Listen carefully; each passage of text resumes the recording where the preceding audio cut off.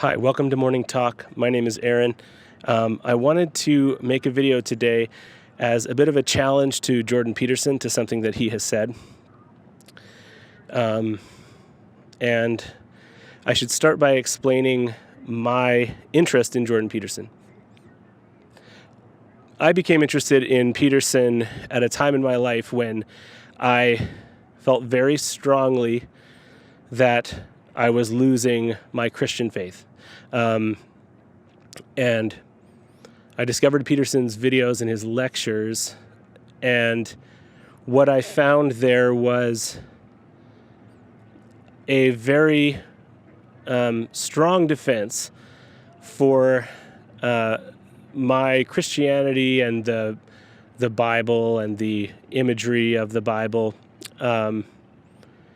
as a storehouse of wisdom, a storehouse of love and learning and growth, so that I didn't have to reject all of it in order to move forward in my life, because I had the very real concern that if I rejected my Christian faith, I would actually lose a lot of the basis for how my brain works and how my thoughts work, and I'd be back to square one. I'd have to rebuild, and it can't be overstated how unsettling that is, and how comforting it was to hear the Bible and Christian thinking discussed in a secular way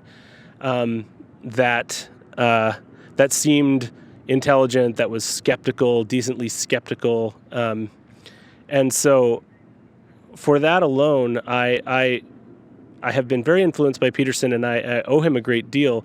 I actually would go as far as to say I think that's been his greatest impact on culture, and that's largely responsible for his growth and phenomena, his popularity and the phenomena behind him. I think that our nation and our continent and even our the West in general is experiencing something analogous to what I was going through, and rebuilding a new mythology and a new way of thinking is frightening. So I don't think that everything he's ever said, I can't defend everything that he's ever said. I know that he has said some things that are not of great interest to me and things I don't agree with.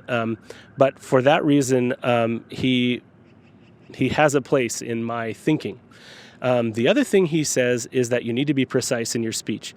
And so there is something he has said that I would like to address and see if maybe my thought on it makes sense. Maybe there's a better way to phrase it. Peterson's been notoriously hard to pin down as to whether or not he actually believes in God or not. And again, that's one of the things that drew me towards him, because I had an intuition that we don't control our own beliefs the way we think we do. That the North American ideal is that we have taken this chunk of granite that is ourself, and we've taken the chisel and we have made ourselves from stone, and we've determined our beliefs, we've taken our lives in our own hands, and we've created our own success. I don't think that that's the case, and many times I've heard Peterson say something very similar. And so the fact that he doesn't want to state a strong belief never put me off. And some people think he's being dishonest. I think he's acknowledging just how difficult it is to say you believe in God. But in recent months, he has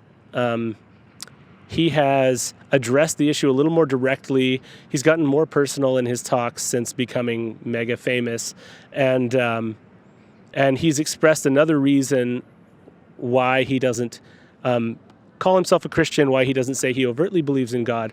And that statement is this. He says, "Every ideal is a judge." And on the surface, it makes sense. If you espouse an ideal and you say this, I'm acknowledging this and publicly asserting this as my ideal, then immediately the judgment begins of all the ways that you're not measuring up to the ideal.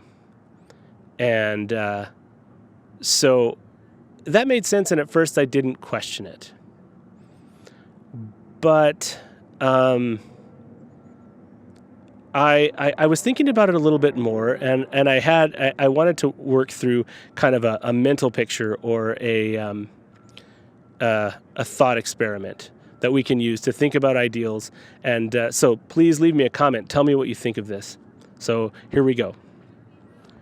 So an ideal, for the purposes of this conversation, I will say that an ideal is not a physical or measurable reality in any way that we can measure. I'm calling it basically a psychological phenomena. There may be a reality to the ideal. For the purposes of this, I'm not going to discuss it in that way.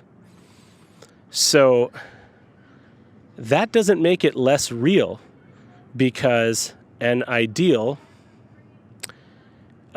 seems to be something that we can't help but form. It's a very human thing to create ideals and to kind of work towards ideals, or as Peterson says, to feel judged by ideals.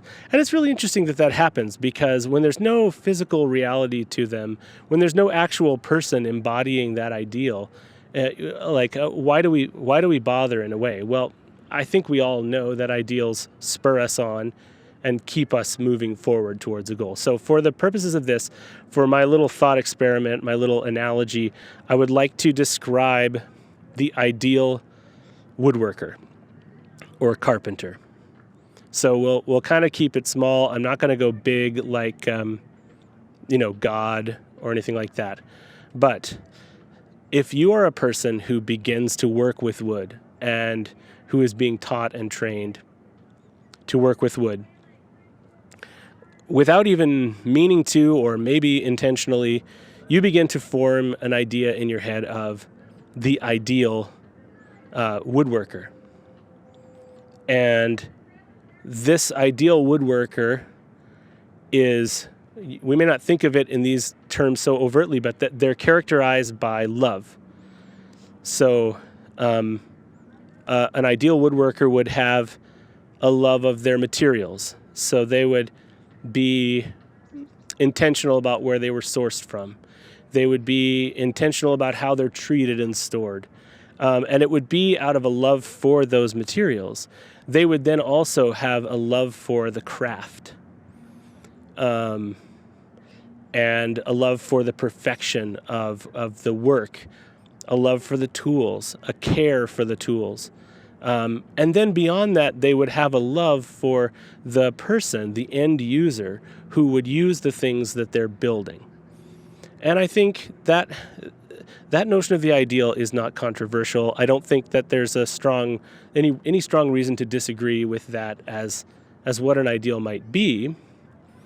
But it's very difficult not to kind of anthropomorphize the ideal to the point that you imagine how this ideal would view the rest of reality. So what we want to do is think, instead of an ideal, we want to make an image of a very, very good, real human woodworker.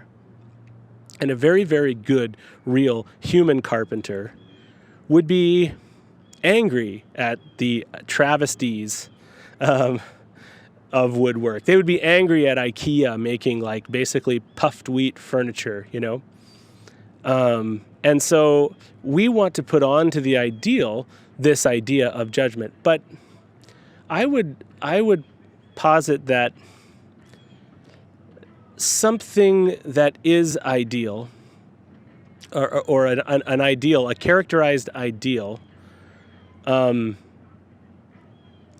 the other elements, like what they think about things outside of their realm of righteousness, isn't related to the ideal. And since the ideal is a psychological phenomena, I think in a large way those judgments that they make are not part of the ideal, and therefore aren't really salient to the ideal. To take it a little bit further, imagine, if you will, that ideal woodworker became flesh. I'm not getting religious, and it sounds religious, and I do think this is part of what undergirds religion. But imagine that they were real and embodied, and you had a chance to visit their shop. You knock on the door, they answer the door, and you express a genuine desire to make something out of wood. Well, you will come into their shop and you will be far from perfect. But that ideal woodworker would still treat you. They would still be embodying a love of the craft. They would be embodying a love of your learning. I believe as an ideal that would fall into it. They would love your own desire to move towards the ideal that they embody. Now, if you were to prove yourself to that ideal woodworker to be at cross purposes with this, in other words, you prove that you want to simply make your product expediently, or you want to make your product cheaper or faster, and you sacrifice the ideals of that woodworking trade. It seems to me outside the purview of that ideal to they would judge the spirit in you that did that. They would tell you, this is not how great ideal woodworking is done. But in the end, if you were at cross purposes, and I know this is completely abstract, so but I think that all they could do is eject you from the shop. They would say, I don't, like, what you're doing is not in harmony with what I am doing and what I am here to do. And I'm reminded of another biblical story of Adam and Eve, which is something Peterson has talked about a lot. And I've thought so much about this story because it really says something to me, and I can't quite figure it out. But it seems to me that in the story of Adam and Eve, when God says, do not eat of the tree of the fruit of the knowledge of good and evil, what that fruit is, or what the eating of the fruit is an act of agency after which Adam and Eve now have the ability to choose to be at cross purposes with God. And just like this woodworker, we have agency to be at cross purposes. And when we are at cross purposes with the ideal, I mean, to ground that and make it less religious, when we don't value the ideal and we're not working towards the ideal anymore, there is stagnation, there can be negative outflow, but I don't think that in any way that ideal is judging. In fact, even in the Bible, the shame of Adam and Eve comes from them seeing actual reality. In other words, God doesn't come and remove their clothes so that they're naked. He just lets them know that they're naked. He says, you've taken a step away from the ideal, but it's also, in a way, it's a necessary step of agency so that they now have choice.